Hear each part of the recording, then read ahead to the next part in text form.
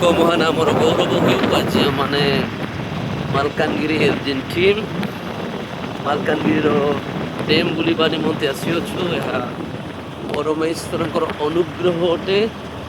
ଅତି ସୁନ୍ଦର ପରମେଶ୍ୱରଙ୍କର ସୃଷ୍ଟି, ଯାହାକି ଆମମାନଙ୍କର ଆଖି ଯେତେବେଳେ ଦେଖେ ଏ ବିଷୟକୁ, ଆଉ ବାସ୍ତବରେ ଆମମାନଙ୍କର ପରମେଶ୍ୱରଙ୍କର ମହାନତାକୁ ଏବଂ ପରମେଶ୍ୱରଙ୍କର ସୃଷ୍ଟିର ସୌନ୍ଦର୍ଯ୍ୟତାକୁ ଆମମାନେ ଦେଖିପାରୁ। ବାସ୍ତବରେ ଆମମାନଙ୍କର ପରମେଶ୍ୱର ମହାନ ଅଟନ୍ତି। ଏତେ ସୁନ୍ଦର ଭାବରେ ସେ ଏ ପୃଥିବୀ, ଯେଉଁ ପୃଥିବୀରେ କି ଆପଣଙ୍କୁ ମୋତେ ରଖିଛନ୍ତି, ଆଉ ଏତେ ସୁନ୍ଦର ଭାବରେ ସେ ଡିଜାଇନ୍ କରିଅଛନ୍ତି, ଯେପରି ଆମମାନେ ତାଙ୍କରି ଏହି ସୃଷ୍ଟ ବିଷୟକୁ ଦେଖି ସେ ପରମେଶ୍ୱରଙ୍କର ଗୌରବ କରିପାରୁ, ତାଙ୍କର ମହିମା କରିପାରୁ, ତାଙ୍କର ଯେଉଁ ଆଶ୍ଚର୍ଯ୍ୟ କ୍ରିଏସନ୍କୁ ଆମମାନେ ଅନୁଭବ କରୁ। ବାସ୍ତବରେ ସେ ମହାନ ପରମେଶ୍ୱର ଅଟନ୍ତି। ଆଉ ମୋ ସହିତ ବିଜୟ ଭାସ୍କର ରେଡ଼ି ଅଛନ୍ତି, ତା ସହିତ ଆପଣମାନେ ଦେଖିପାରୁଥିବେ ଆଉ 5 ଜଣ ଭାଇମାନେ ପଛପଟେ ବାଇକ୍ରେ ଆସୁଅଛନ୍ତି।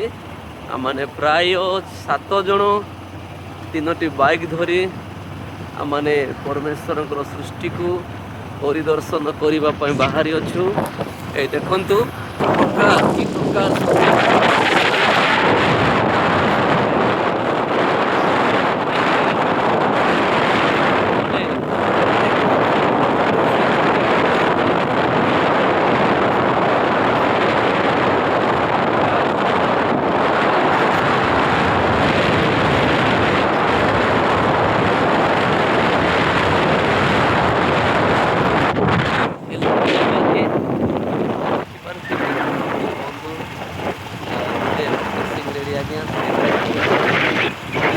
ଭାବରେ ଆମମାନେ ଆଉ ଏଇ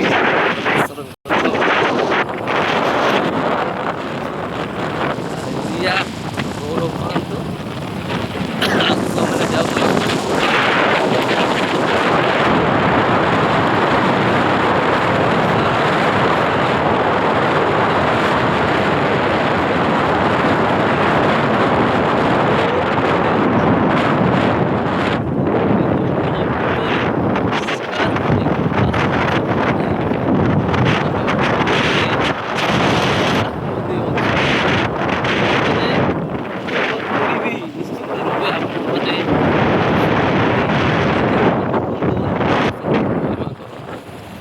ହାଲେଲୁୟା, ପ୍ରେଜ୍ ଦ ଲର୍ଡ। ଏହା ହେଉଛି ଆମମାନଙ୍କର ପାର୍କ,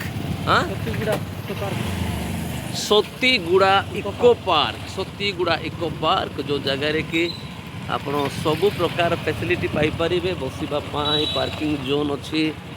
ହଁ, ଆପଣଙ୍କୁ କଫି ଏପରି ବହୁତ କିଛି ମିଳେ। ପ୍ରେଜ୍ ଦ ଲର୍ଡ।